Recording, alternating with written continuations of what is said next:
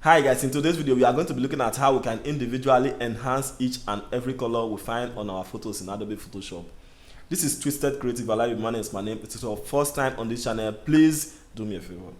Do me a favor by hitting that subscribe button. Not only by hitting that subscribe button, also ring that notification bell so that you don't miss any of the next video. Without wasting much time, let's get into it.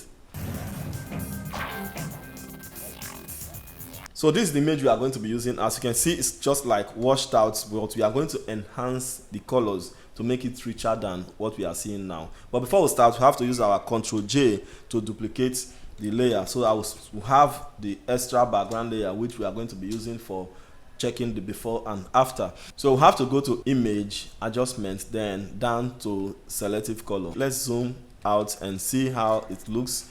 These colors, if you check the drop down here, you notice we have yellow, green, cyan, blue, magenta, white, neutral, and black. Now we are on red. Red is selected.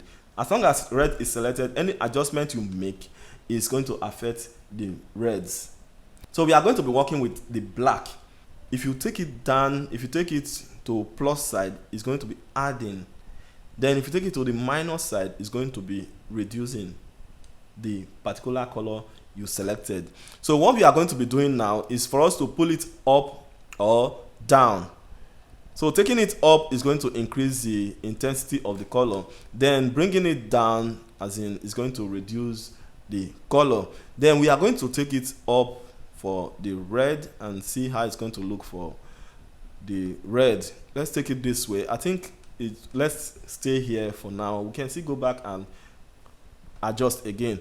Let's say for the red, let's go to yellow. Take a look at the image now. You notice that adding yellow is going to make it richer, but you should not take your image for my image because your image is different from that of mine. If you notice that yellow is too much, you can also go to the negative side to reduce the yellow. So you know what I mean. So you have to move it forward. For this image sake, I have to move it forward to thicken the yellow.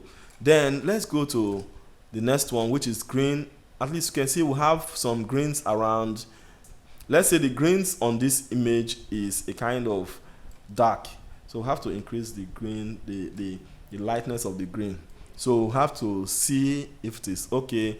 As we can stop here for the now, we can go to the next color, which is cyan. So if you check around, you notice that we don't really have much on cyan. So what we have to do is for us to pull this up a bit and see if it's going to affect our image in any way. Let's take it back, then move it forward, and it's increased up to 100%. You can notice that there was no change. So what we are going to do is just leave it at 0. That means there's nothing for cyan. But you can also check around, like if you take a look at this area, we notice that we have bluish stuff there.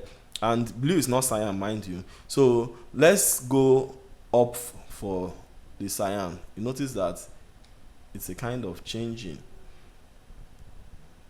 So I believe we can just put it this way and leave it this way. Then go to the next color, which is blue, and increase it a bit to increase the saturation of the blue here. We'll go to the next color, which is magenta.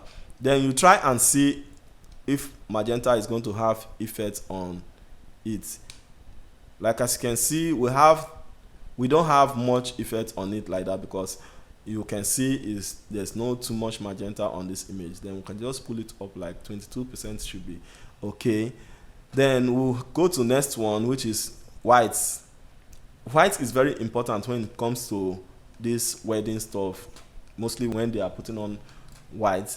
Like as you can see, it's like some of the area is like washed out. Let's see what white can do. Let's take it up to see how it's looking. This is a cream color. It's a cream color gown anyway. Like you can see, to check out the gown is getting richer. Let's say we can take the white up to like this, and I think it's okay. But it's going to eat up the highlights anyway. But let's just go and see how it works. Then if you go to the neutrals, neutrals is going to give you a kind of contrast. It's going to add contrast between each of the colors. So we are going to increase the neutrals and see what it does to the image. The image is getting the image is getting better. So if we should be at, let's say, I think the contrast is okay like this. Yeah, it's okay. Then take a look. It's getting beautiful, more beautiful. Okay, let's say neutrals should be 18% thereabout. Then let's go to the blacks. We already have the blacks from the neutral. I think from the neutrals, I think the black is okay. The black is okay. It's not too bad. Then if you can just remove from the black, and you know, if it's too much, it's not good. Let's say 4% should be okay. Let's say -3 is okay. Then this is it. I think we are done because we've gone through the colors. But if you take a look at it, like the image is kind of looking dark. Let's see how we can change the brightness of this image with this color red. Let's say pull the red down a bit, and you notice that some of these dark shadows are gone. Isn't it interesting? It's interesting. So let's hit OK and see the before and after. Let's say this is it. Let's hit OK and see the before and after. This is before, this is after, this is before, this is after. Isn't it amazing? There was no brightening, there was no darkening. It was just color, tweaking of the colors that made it a little bit dark and richer. Then if you take a look at it, just take a look at it again. This is before, this is after. This is before, washed out image. This is after, a richer image. Isn't that interesting? Then let's say there's a bonus tip. The bonus tip is that we are going to be adding a little sharpness to this image. Let's say, like we can concentrate on just the gown. We can concentrate on just the face. So how do we go about that? It's for us to we can convert this to a smart filter. Convert to smart filter, then hit OK. Then after converting to smart filter, you just go to filter again and go down to order, then high pass. Then in this high pass radius, you can change it to like 4 should be okay, and hit OK. You have to double click this icon and you notice you have the blending options for the high pass. Then you check the drop down here and choose linear light. Then with this linear light, you can just hit OK, though it's looking too sharp, but you shouldn't be looking at it that way. It's something we are going to apply to a particular area. Select this layer mask that was provided for the smart filter, then use your Ctrl-I to invert it. As you can see, the image has come back to normal. Then your flow and your opacity should be a little bit high. Then your flow can be low, but let's just say like 50% should be okay. Then you take your brush tool, make sure your foreground is white and your background is black, and you can start painting. For this guy, we are not going to apply it that much on the guy because it's like the target of the focus was on his face. So let's apply more on the bride. So let's take a look at the eyes area, then the nose, around the nose. The lip is a very important and vital area. Then you have to kind of take the hair, click more on the hair to make it sharper. Then each of this stuff, the earrings, and if you go to the gun, you notice that you have, if you sharpen, it's going to look more brilliant.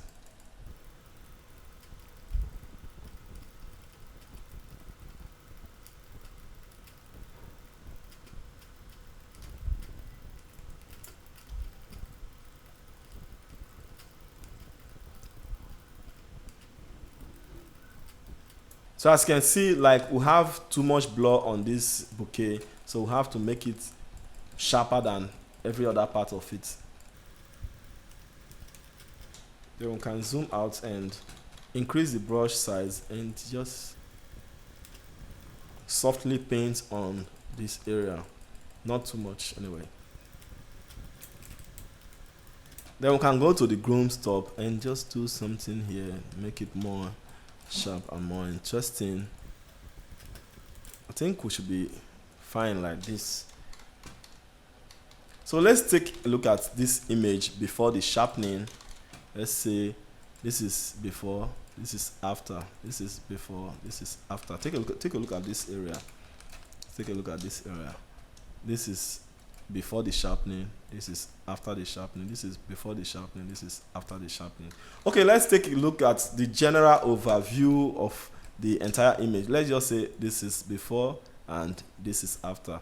This is before and this is after. Isn't that amazing? So I believe that is it for today's video. If you find it interesting, helpful and useful, let us know in the comment section telling us how it has helped and the area it has not and the area we need to improve on.